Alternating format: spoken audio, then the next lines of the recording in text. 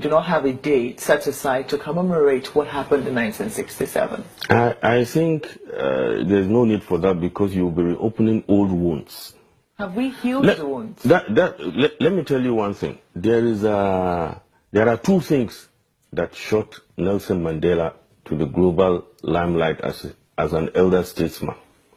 Those two things, those two qualities were the spirit of forgiveness and mentorship. It's not that Mandela, during his tenure, his 4 years as president of South Africa, it's not that he was able to abolish poverty completely, or he was able to do everything 100%. But these two qualities shot him to the limelight, global limelight. These are the two qualities we are lacking in our leaders. If we can get a leader that has these two qualities, we won't be where we are now in Nigeria. Most of these problems would have been solved. They're two separate things. I mean, we know that all over the world, in many instances, when a war, I mean, we have the Armed Forces Remembrance Day, Day to the Unknown Soldier, but all over the world, usually the day that maybe peace comes back to a country, the day that war happened in a country, a very devastating incident, and they want to ensure that that thing never repeats itself. They usually would have a day as a reminder, you know, that this was what happened in our country how many years ago. We do not want to see a repeat, and they will have a reminder, a commemoration of that day, especially in honor of those who have passed. If, for instance, as a country, we haven't done that, and a certain section of this country decides that in the 50th year of this thing happening, we decide that everybody should sit at home. Well, I agree with you. What is wrong with that? Well, I agree with you, with your argument. You know, we are in a democracy.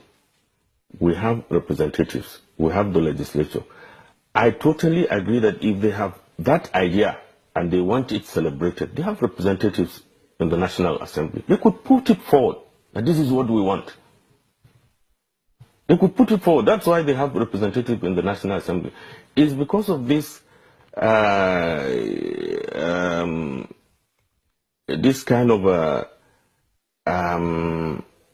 aggressive agitation leading to taking of arms against the state. That is what I'm against. Apart from the Deputy Senate President that, you know, cautioned these are our younger ones in the Southeast when Ipob gave that pronouncement.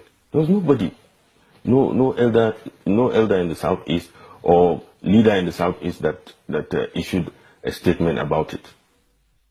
So perhaps now, what is dousing the tension of what the Arewa, the northern youths are saying now is because of the reaction that trailed, the pronouncement that trailed, condemnation that trailed their pronouncement. Alhaji, are you comparing both? I mean, because there's a starting point. There's a starting point. Just a moment. There's a starting point. I'm not justifying the sit at home. I am not. But I'm saying that if we were to look at both of them face value, they do not compare. One is an action that could lead to violence. It could incite people to violence in a certain part of the country. I agree with you. And the other was just for people to sit at home.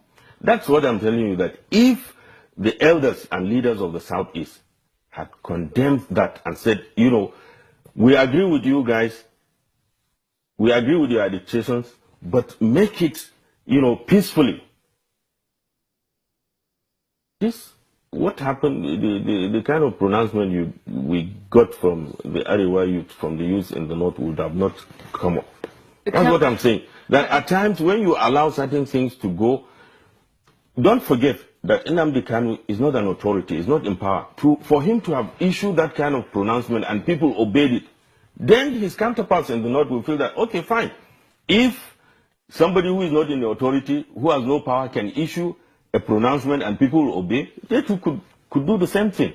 I'm not you know, supporting what the youth in the north are doing, or neither supporting what Ipob is doing. But what I'm saying is that in such cases, our leaders and elders shouldn't allow this kind of thing to happen in the first place. Did youths in, beg your pardon, did any group in the Southeast, any other non-Eastern group in the Southeast complained to Arewa youths that, they felt sidelined, or they felt that their rights had been trampled upon by the sit-at-home order, or the sit-at-home protest by Ipob and those who decided to sit at home? Not to the best of my knowledge. What I'm saying is that what precipitated, what triggered what happened by the Arewa youth is because of this pronouncement made by Ipob, by Nnamdi Kanu. If you observe, Nnamdi Kanu now has violated all the bail conditions given to him.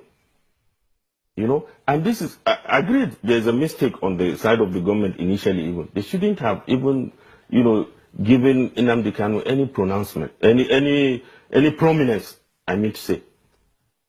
This kind of thing, you allow them, you find a way of talking to them, call the elders, and the elders will talk to them. Is this prominence that was given to him that made him think he is this larger than heart figure? Actually, Yakubu, do you think that the response of the Arewa Consultative Forum has been strong enough to ensure that this type of thing this sort of comments don't come up again? It's more than strong enough.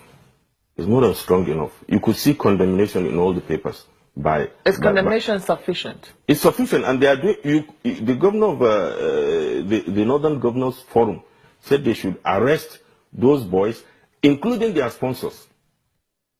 It's strong enough. It's more than strong enough. And I told you yesterday, a delegation that went to the Northern Christian Association, elders and leaders that went to see the Senate President yesterday. The Senate President in his remarks told them that they are already doing something about it. Are we really likely to see any arrests, or is this just going to end on the front pages of the newspapers? Just yesterday. Let's wait and see. When we get to the bridge, we'll cross it. Let's just wait and see if there's no arrest. How long does it take to arrest people? Give them up till tomorrow and see what happens. You are confident? I'm very, very, very confident. That there will be arrests? There will be arrests, because this kind of situation, if unchecked, it could snowball, it could get out of hand beyond what you think could happen. Do people have this sort of sentiments? I mean, some people wonder, this thing, did it just come out of the blues? Do people share sentiments like this? You see, let me tell you, part of the thing I think precipitated this kind of crisis. The 2011 elections and the 2015 elections, a lot of hate speeches were allowed to flow unchecked. If you remember, I was here, no, it was in Lagos on these channels, 2011 or 2010, when Goodluck has not decided, President Goodluck Jonathan has not decided whether to contest or not. If you remember our discussion there, I told you that he shouldn't contest, because I think within that PDP at that time, they have an arrangement that 8 years north, 8 years south. And the president has just passed on then, and he has just completed the president's tenure. Let him allow the remaining 4 years of the north to, let him allow the north to exhaust its 4 years. I am pretty sure at that time, I'm repeating it again, I'm pretty sure at that time that if he had done that, the North, I know, would have gone back to him after its 4 years to bring him back, because they think he's a gentleman and so on. But unfortunately, those around him and some leaders prevailed on him that there's no problem, ride rough on them. There's a precedence that I want to draw your attention and Nigerians' attention to. It is going to be difficult now for this country, for any group, any ethnic group to be marginalized any longer. The precedent is that the June 12th, when that thing happened, you saw how the Yorubas reacted to it. Alhaji, I'm sorry, I'll have to interrupt you. Yeah. Well, we'll take a moment now. We'll let you conclude your thoughts when we come back from this break. Okay. Do stay with us.